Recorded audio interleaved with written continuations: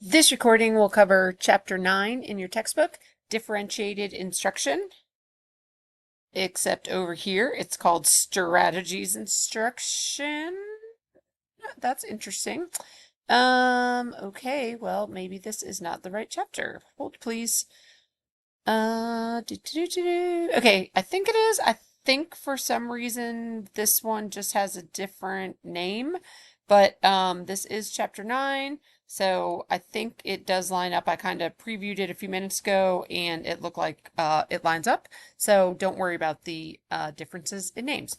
So I'm going to try the split screen again like I did I think in chapter 8. So thinking about, IDEA, No Child Left Behind requirements, students with disabilities, they really need to, most of these students need to meet the same standards as their, as students without disabilities. They need to have access to the same general education curriculum, and they need to be served with non-disabled peers to the maximum extent appropriate, right? Or the least restrictive environment, that LRE. If you're not familiar with that term yet, you will be. So in 759, we will talk more about that. So in this chapter, we want to talk about, or we're going to look at learning strategies and how that you can specifically teach strategies to your students, excuse me, so that they know when and how to use the strategies. Okay, so learning strategies will help students learn effectively, learn efficiently, and learn independently. And these are tools that all of the students use. So with your students with disabilities, you might just need to provide some more, explicit instruction about the strategies. Okay, so, especially adolescents, we know some of their skill deficits and academic difficulties, reading deficits, organizational skills, right? Even note taking, packing their book bags, especially going from class to class to class. What do you need to go from this class to this class? What do you need to bring home with you? So they might really need some help with their organizational skills. They also might struggle with memory and attention issues, and also, of course, test taking, which becomes, as you know, more more prevalent, I guess, or maybe more kind of high stakes at the secondary level, unfortunately, in my opinion, but that is how it is. Oh, let me see if I can expand this just a little bit. Okay. So assumptions underlying a strategy's approach. Most adolescents can be successful in general ed classrooms, but they need to use some strategies so that they can be successful. So typically the content teacher will deliver the content instruction, right? If you're the science teacher, you'll deliver the science instruction.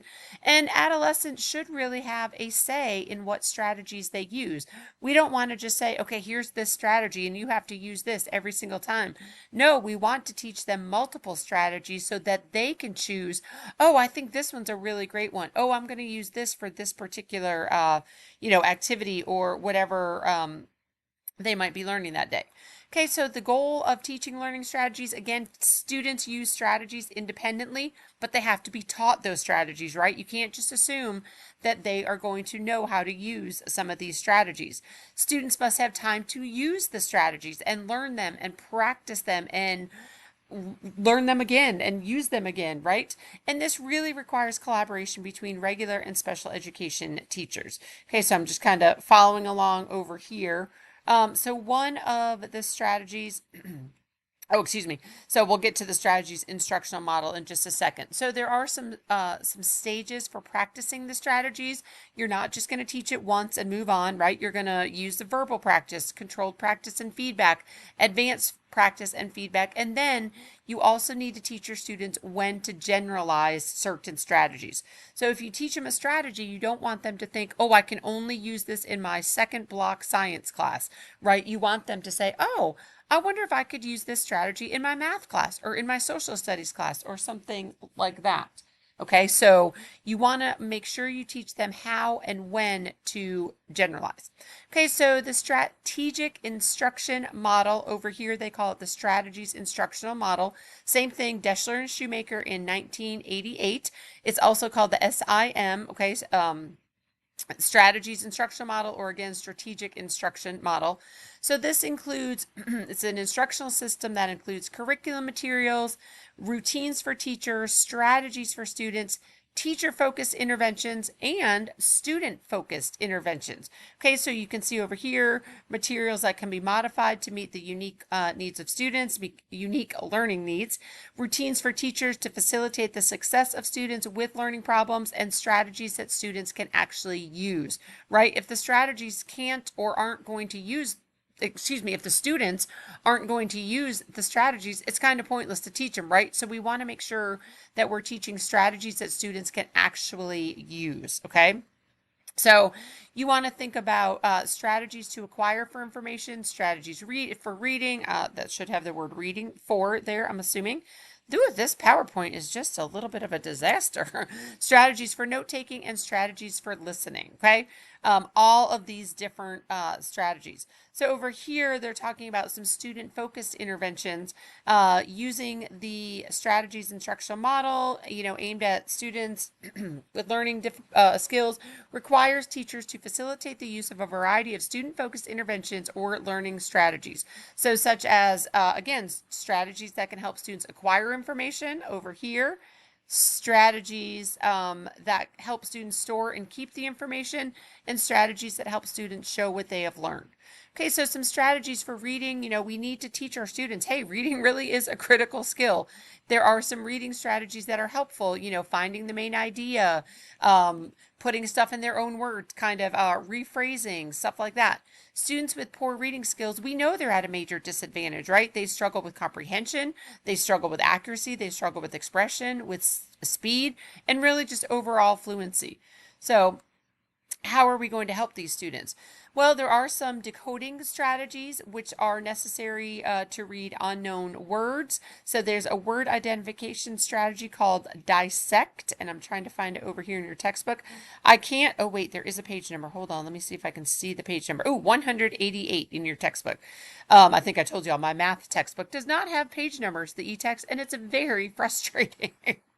I know y'all want to know that. So here's some decoding strategies. Okay, so there is, this is a word identification strategy called dissect. Again, mentioned over here.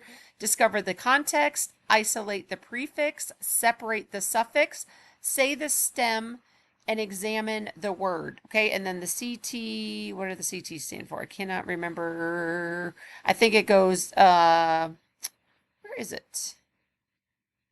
Yeah, they just kind of throw on the CT. So here's the DISSE, and then they just kind of add the how to dissect, right?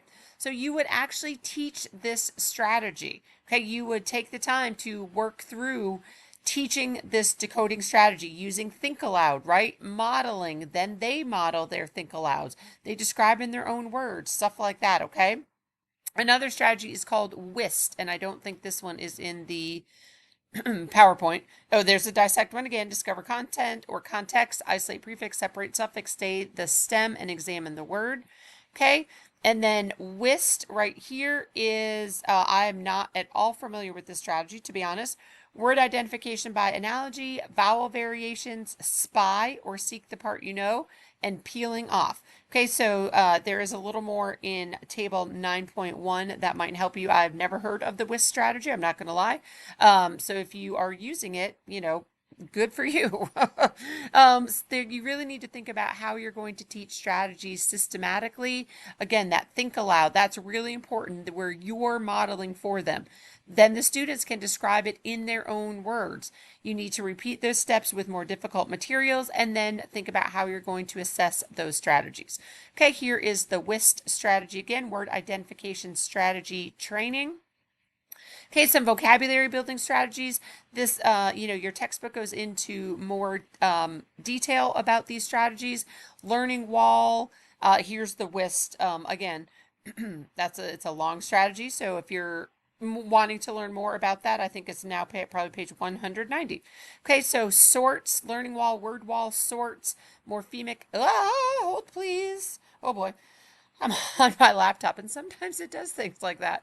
Morphemic analysis, and weekly vocabulary list. You want to make sure that you are being mindful of how many words you're including on a weekly vocabulary list, right? Because giving them, your students who struggle already, giving them 60 words on a vocabulary list, please tell me you don't ever do that.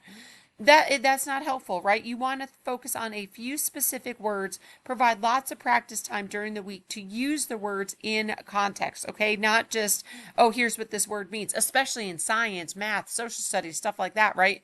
Where you tend to not use those words except for when you're in math, let's say, right? Like nobody's out on the playground saying, ooh, I'm a parallelogram, I'm going to get you. I mean, they should. I may have already told you all that, but, using those words and giving them time to use those science words or those math words in context. Again, you have to carve out specific time for that, okay? There's also strategies for comprehension. So once students are reading fluently, they can focus their attention on comprehension or, understanding what they're reading. So there's some embedded story strategy. Okay, that gives, again, more detail over here. Figure 9.1 shows a graphic organizer. Graphic organizers are fabulous. You can really use them in any content area, even in math. I have my math undergraduate students. They do a Frayer model or a graphic organizer for math terms. So really think about, for your students who are struggling, how you can incorporate graphic organizers for story structure instruction.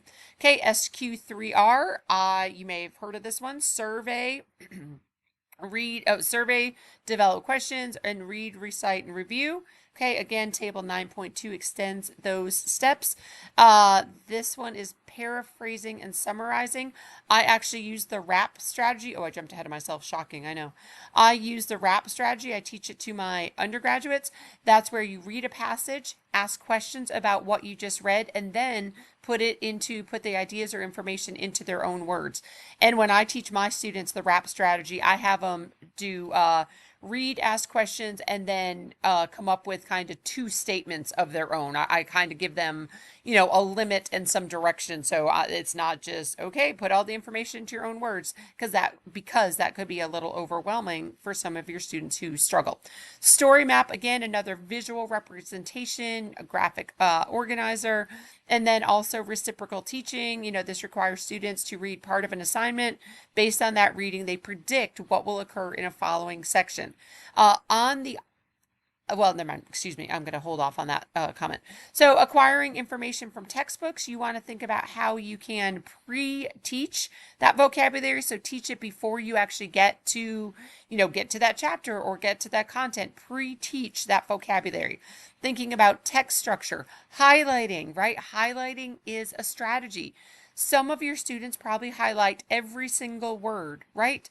That doesn't really help. You really need to take the time to teach them how to highlight. Highlight only what is important, right? So highlighting the text may take time. Initially, teachers can ensure that the highlighted textbooks are given to students with reading difficulties during future years. So, you could have students highlight for other students, for future students. But you want to think about, again, how to teach them specifically highlighting. Okay, scroll is another strategy. Survey, connect, read, outline, look back. So you might want to use that for acquiring information. And also the KWL. A lot of you have probably used this. What I know about this topic, what I want to know or will know. And then the L, what I learned. Okay, there's also some strategies for note taking. So thinking about how to take notes from oral presentations, thinking about maybe provided some guided notes, where every 7th word or 10th word is left blank and they just have to listen for those key words so it doesn't overwhelm them. And again, record, reduce, recite, reflect, review from oral presentations. Okay, that is all in your textbook as well. And of course, I'm running out of time. So again, you want to think about how can you use advanced organizers. Okay, give them some pre-organizers, right? Let them know what's coming and let's say, hey, how are we going to organize this ahead of time? Okay, then we have, I skipped ahead, sorry. Graphic organizers, again, I've been talking about those. Your textbook has a lot of examples of these graphic organizers. Strategies for storing and retrieving, mnemonic strategies, right? Keyword, peg word, first letter. Think about those mnemonics that you might know, Roy G. Biv, what is it? My very excited mother just served us 9 pizzas, and you could say nachos if you, depending on where you fall on Pluto. Strategies for expressing learning materials. So there are a bunch of writing strategies that are in your textbook. There are some test taking strategies, deter, answer. Again, you would need to teach those specifically. And then there's a project strategy for homework completion. Okay, that is it for this chapter. I'll see you later for chapter 10.